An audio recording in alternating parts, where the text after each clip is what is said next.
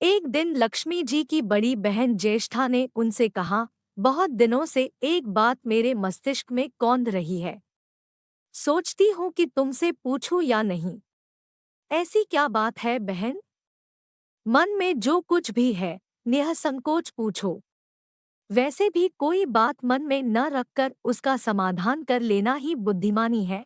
लक्ष्मी जी ने मुस्कराकर कहा, मैं अक्सर यही सोचती रहती हूँ कि सुंदरता में हम दोनों बराबर हैं। फिर भी लोग तुम्हारा आदर करते हैं और मैं जहाँ भी जाती हूँ वहाँ उदासी छा जाती है। मुझे लोगों की घृणा और क्रोध का शिकार होना पड़ता है, जबकि हम दोनों सगी बहनें हैं। ऐसा क्यों? लक्ष्मी जी ने हंसकर कहा, सगी बहन या समान सुंदरता होने से ही आदर नहीं मिलता। उसके लिए अपने को भी कुछ करना चाहिए। लोग मेरा आदर इसलिए करते हैं क्योंकि मैं उनके घर पहुंचते ही सुख के साधन देती हूँ। संपत्ति और वैभव से आनंदित होकर लोग मेरा उपकार मानते हैं, तभी मेरी पूजा करते हैं। उधर तुम्हारा यह हाल है कि जिसके यहाँ भी तुम जाती हो उसको गरीबी, रोग और आपदा सहनी पड़ती है। इसी वजह से लोग तुमसे घृणा करते हैं। कोई आदर नहीं करता। आदर पाना है तो दूसरों को सुख पहुंचाओ। ज्येष्ठा को लक्ष्मी जी की बात चुभ गई। उन्हें लगा कि लक्ष्मी को अपनी महिमा का अभिमान हो गया है।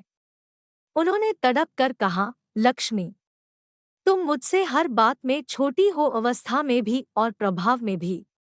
मुझे उपदेश देने का भी विचार न करो। अगर तुम्हें अपने वैभव का अहंकार है तो मेरे पास भी अपना एक प्रभाव है। मैं जब अपनी पर आ जाऊं तो तुम्हारे करोड़पति भक्त को भी पल भर में भिखारी बना दूं। लक्ष्मी जी को हंसी आ गई और कहने लगी, बहन, तुम बड़ी हो इसलिए कुछ भी कह लो, लेकिन जहां तक प्रभाव की बात है, मैं तुमसे कम नहीं हूं। जिसको तुम भिखारी बनाओगी उसे मैं दूसरे दिन रंग से फिर राजा बना दूंगी। मेरी महिमा का अभी तुम्हें पता ही कहाँ है, और तुम्हें भी मेरी महिमा का पता ही नहीं है। जिसकी तुम सहायता करोगी उसे मैं दाने दाने के लिए भी मोहताज कर दूंगी। देखो बहन, दाने दाने के लिए तो तुम उसे मोहताज कर सकती हो जिससे मैं रूठ जाऊं। जिसके सिर पर मेरा वरदेहस्त न हो उसका तुम कुछ भी बिगाड़ सकती हो, परंतु जिस पर मेरी कृपा दृष्टि है उसका कोई भी बाल तक बाका नहीं कर सकता। अगर तुम अपना प्रभाव दिखाने को इतनी ही उतावली हो रही हो तो कल अपना प्रभाव दिखाकर देख लेना। ठीक है, बोलो कहाँ चलें? दूर क्यों जाए, पास ही अनुराधापुर है। उसमें एक ब्राह्मण रहता है, दीनानाथ। वह रोज मंदिर में पूजा करने जाता है और मेरा पक्का भक्त है। उसी पर हमें अपनी अपनी महिमा दिखानी है। ज्येष्ठा को ताव आ गया। उन्होंने हाथ झटक कर कहा, ठीक है, ठीक है। देख लेना, कल तुम्हारा सिर ही झुक जाएगा। कहकर वह एक ओर चली गई। लक्ष्मी जी वहीं खड़ी बहन के क्रोध और अहंकार पर मुस्कराती रही। दूसरे दिन दोनों बहनें अनुराधापुर के विष्णु मंदिर में पहुंची। उन्होंने वेश बदल रखा था।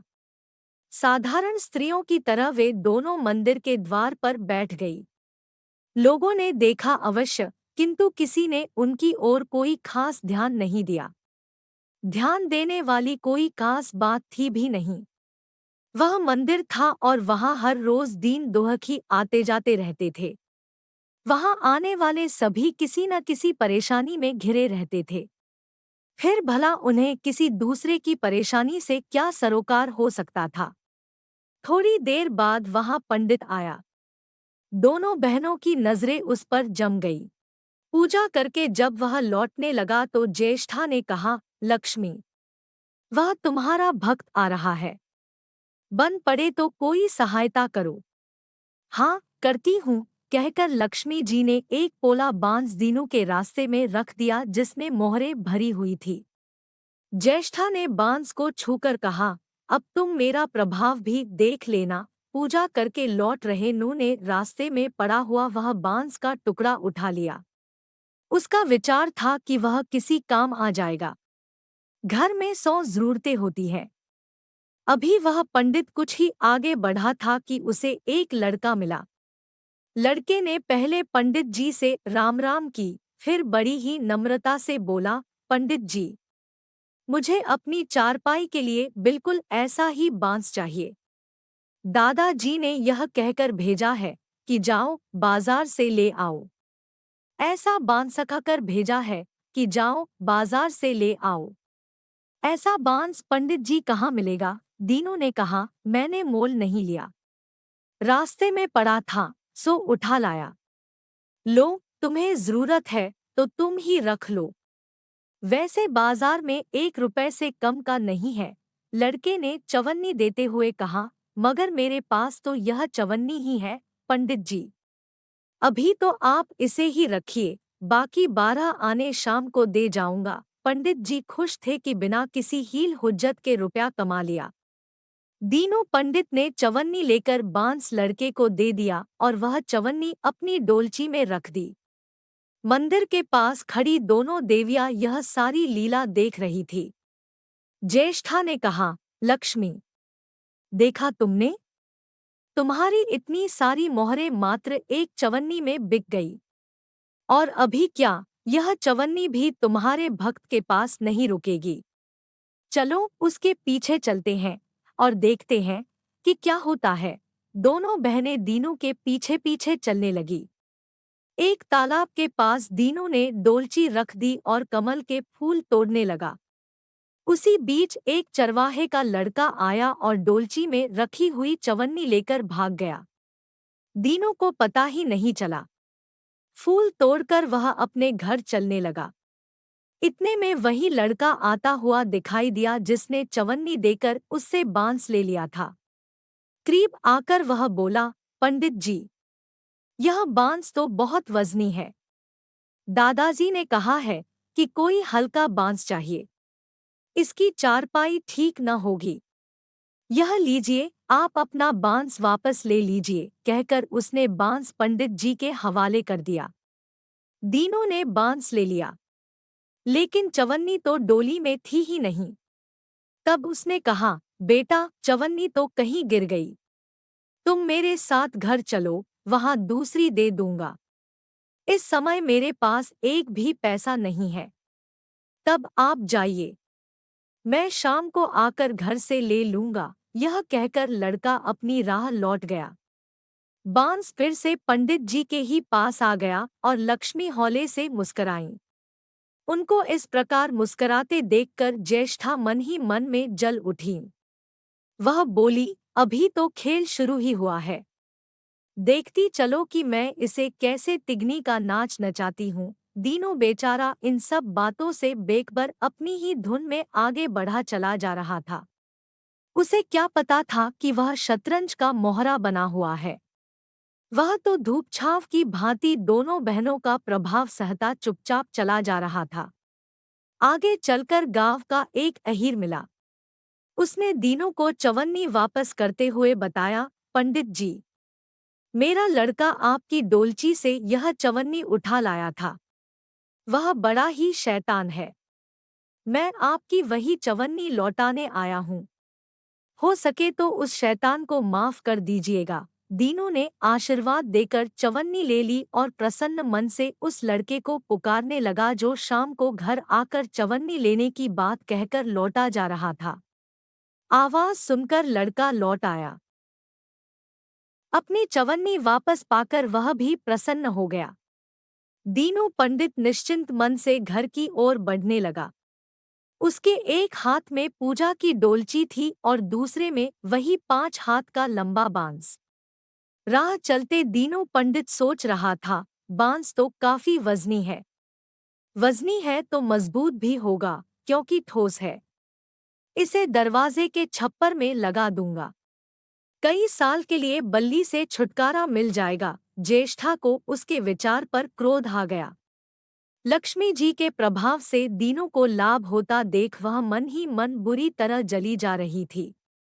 जब उन्होंने देखा कि पंडित का घर करीब गया है, तो कोई उपाय न पाकर उन्होंने दीनू को मारने डालने का विचार किया। उन्होंने कहा, लक्ष्मी, धन संपत्ति तो ही लेती हूँ, अब तुम्हारे भक्त के प्राण भी ले लूंगी। देखो वह किस तरह तड़प तड़प कर मरता है।